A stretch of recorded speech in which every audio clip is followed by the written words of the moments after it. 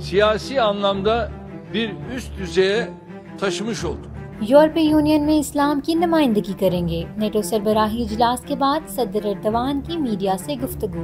विलिनियस में नेटो के सरबराही इजलास के बाद प्रेस कॉन्फ्रेंस करते हुए सदर एर्दोगान ने अक़वाम मुत्तहिदा की सलामती कौंसिल की जानिब से कुरान पाक को नजर आतिश करने की मजम्मत और इसे मजहबी मुनाफरत करार देने वाली करारदाद की मंजूरी का खैर मकदम किया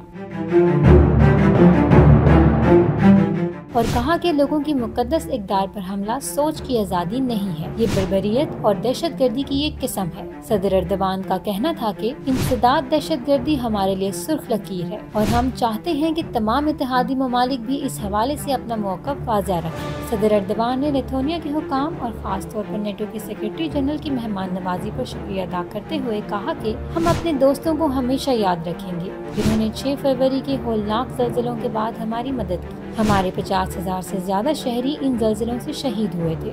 वाज़ेह रहे कि सदर एर्दोगान गुज़िश्ता रोज़ नेटो के सरबराही इजलास में शिरकत कर रहे थे, जहां उन्होंने तुर्किया के लिए 50 बरस से यूरोपीय यूनियन के बंद दरवाजे खोलने की राह हमवार कर। उनका कहना था कि यूरोपीय यूनियन में शामिल होकर इस्लाम और मुसलमानों का मुकदमा लड़ेंगे और अपने नजरिए और पैगाम को फरोग देंगे।